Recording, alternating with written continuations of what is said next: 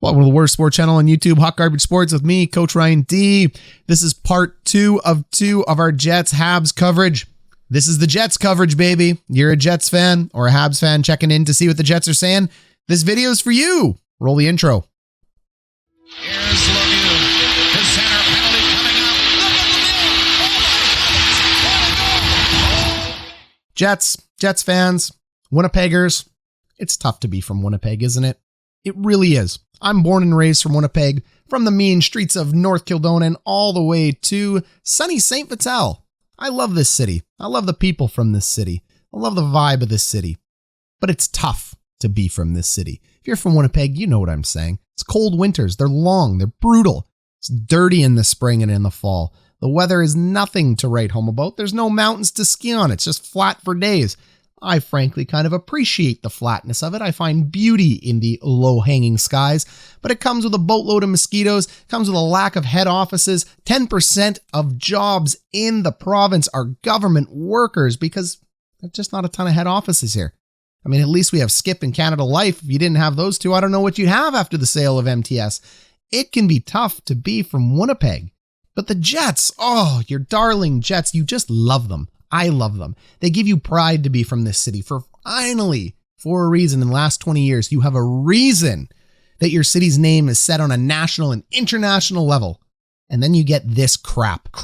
And you're allowed to be upset from it if you're from Winnipeg, because this is a big point of pride for us. This team and the way we play. Losing, no problem. Losing this way, joke. Fan reaction to some of this series, just makes you annoyed. It makes you annoyed. There is a resounding feeling through a lot of the fan base in Winnipeg that Winnipeg's being targeted.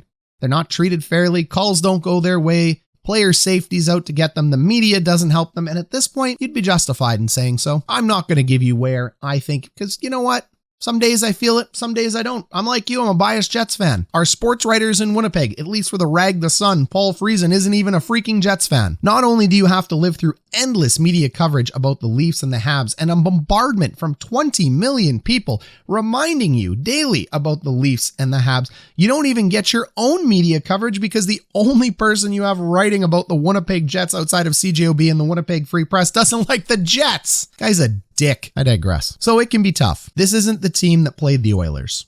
It's not to take anything away from Montreal, but Montreal isn't beating the Winnipeg Jets. They're beating a broken dog, an animal that has been shoved into the corner because the newspaper has whacked it too hard on the nose for an unfortunate incident, and the players haven't responded. Winnipeggers know what tough hockey is. It's flat. We play a lot of it. It's cold here. You play outside. The AAA teams are humming. The prep leagues are humming. Girls hockey for days. Everybody knows what tough hockey is here on the prairies. You go to the net, you play with your heart, you make big, clean body checks all game, big ones, all game, right to the chest, through your opponent. You know how to play the game properly. This is where the game lives. Frozen prairies, flat, ice everywhere. We don't have snow, we have ice. If you're not from Winnipeg, you don't get it. We don't walk on snow. We walk on things that crunch like styrofoam where you slip, crack your head, and you get a freaking conky just walking to the bus. That's Winnipeg for you, 6 months of the year. And then you watch this, a team unwilling to go to the net, a team playing with no heart, a team playing as a bunch of individuals. Connor, Ehlers, Dubois, Wheeler, Pionk, Morrissey, millions of dollars tied up into individual talent doing nothing unless your name is Connor Hellebuyck, because you are playing tough, man. You are playing really good goaltending, and you deserve better than this, my friend. Lowry is playing well. Good thing he's locked up. Perrault, the guy everybody who can't wait till his $4 million cap hit leaves, including me, he's the only other guy that's shown up. Everybody else looks like they're ashamed and offended by what happened in the first game as a Jets player, and they are trying their best to not upset anybody else further. That's what it feels like. They're in a corner, they're crying to themselves, they're feeling sorry for themselves, and they're just not playing hockey. Is it on the coach? I don't know. You tell me. When you have players 27 to 29 years old, and that is our average age right now, who have played in the league from anywhere between 5 to 10 years, who have played hockey their entire lives at all of the highest levels, you tell me If the coach is supposed to wake you up every morning to get you motivated to go to the net, play, and do the little things right, you're supposed to get your own motivation. This isn't a Netflix movie, Winnipeg. You don't get a big speech from the coach that ends up turning the series around. You get men who are dedicated to playing this game like the adults that they are, the way they have been taught, in the manner of which wins in the playoffs or lose being an adult. And you get a team that is supposed to play like adults, like people who are professional at doing this job, and you don't get it. And then you feel ashamed about it. You're talking to your friends from Montreal, you're talking to your coworkers, you're excited for the Canadian division. There's a whole bunch of great reasons to cheer for the Jets. I was on the radio 3 times in a row talking about how great the Jets are going to be. I got to go on tomorrow. I'm going to say the Habs did fantastic. There's no other thing you can say about the Jets at this point.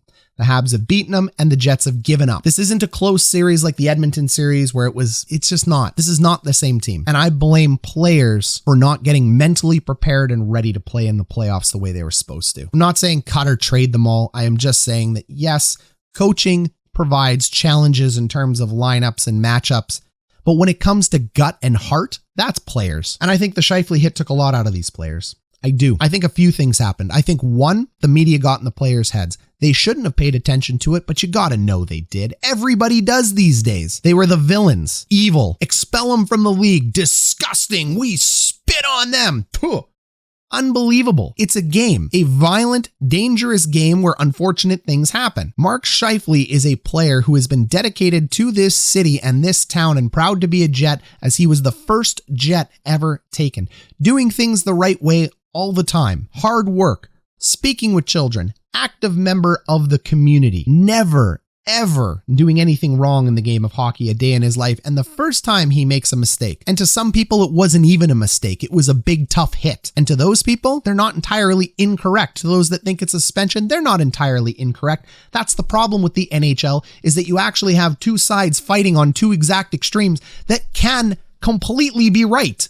That's a problem in a rule-based system, isn't it? Digressing on the NHL and the rules, back to Scheifele. This kid, I'm sorry, I always have him as a kid. This man now, because he's 28 years old, has to endure toxic behavior from his fans and fans across the world, threatening his family and bullying them. Gross. Then he has to endure clowns like Friesen from the Winnipeg Sun, who claim to not even be Winnipeg Jets fans, because God forbid, we have 2 newspapers. One's a rag, one's struggling to stay alive, and we have an AM radio station that left town, so we're stuck with CJOB. We don't have a lot. So out of all of that, we're graced with the lovely Mr. Friesen, who wants to do nothing but talk about how bad Mark Scheifele was and how bad of a person he was and how it was deserved. Get out of here, Friesen. Winnipeg deserves way better than this. Mark Scheifele gets asked if he's on drugs. Unreal. Why? Because he looks scared and upset and shocked a train wreck happened?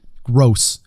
Trade him. $6.5 million center with 3 years left in his contract in a cap world where cap matters more than anything. Point per game player. Trade him. Come on. You're never going to get a player like that off of free agency or through the draft again that gives you a cap hit like this. Other than Leon Draisaitl, there is no other player with a better cap hit in the league for what he does. You build around that. You don't trade that. So why does it take the Ottawa Sun to come to the defense of Mark Scheifele, a team that's already been eliminated thousands of kilometers away? Why does it take the hockey writers, Declan Schroeder, to come out and point out the fact there's inconsistencies in the NHL Department of Safety? Why does it take Schroeder to call out the fact that Blake Wheeler got an elbow to the head from Brady Tkachuk, no supplemental discipline, concussion, 6 games out? Ryan, you're a monster. You downplayed a concussion. Never have I downplayed a concussion. They happen all the time in hockey, though, and suspensions never arise. But Mark Scheifele, that man is evil. He had evil intentions in his eyes. That messed with the players, and the players didn't respond. And like I said, like a dog that had done something wrong and their owner had whapped them on the nose with a newspaper one too many times, they're in the corner and they're not playing with heart. Your number one center shouldn't cost you this type of a response. You should rally around it. You should be able to use your 7 or 8 deep players that are still in here that I mentioned at the beginning of the video and put up a better fight. And you should lose with pride, and you should lose with dignity if you're going to lose to the better team. You should play tough and go to the net. That second goal You don't believe me? Look at that second goal. Whacking at sticks. No one's looking for bod. This is the playoffs, baby. Clear out the front of the net. You're not supposed to let 3 whacks happen against your goaltender. Give me a freaking break. Unbelievable. Embarrassing. Embarrassing. That's not how playoff hockey is played. You cleanly clear the front of the net. You get them out of there. Nope. Afraid to lay a hit. Gallagher scores after Weber goes to the net. Did you see anybody clear him out? Nope. 2 whacks. No problem. Help your goalie. Losing isn't the issue. Being from Winnipeg, the Jets are your baby. Being from Winnipeg, this is one of the biggest points of pride you have. And then watching this effort after you were treated this way in the media, after you were an afterthought, always. You're always the example. You're always the cross to bear. You're always the sacrificial lamb. You're just lucky to have a team back, Winnipeg. You don't deserve anything better than this. Why call the game fair? Why be consistent? Why treat you with any type of dignity? This isn't the way you want Winnipeg to lose, but it's the way we are going to lose. I'm going to be a fan forever. That jersey's never coming down behind me. I'm happy to have my team back. I hope you are too. I hope Mark Scheifele doesn't ask for a trade out of Winnipeg after this. His family was bullied. Death threats. I know they're not coming from Winnipeg, but there were definitely a lot of Winnipeg fans on the trade, cut, and lambaste Mark Scheifele bandwagon. I guess he hasn't done enough for the team and for the city. I guess he should do more. He made a mistake, an accident that was overpunished and overcorrected and will never be overcorrected to any other team again. There's no turning point coming from this. This is just punishment for one player that ends up hurting a team in a city. Yes, Evans is hurt.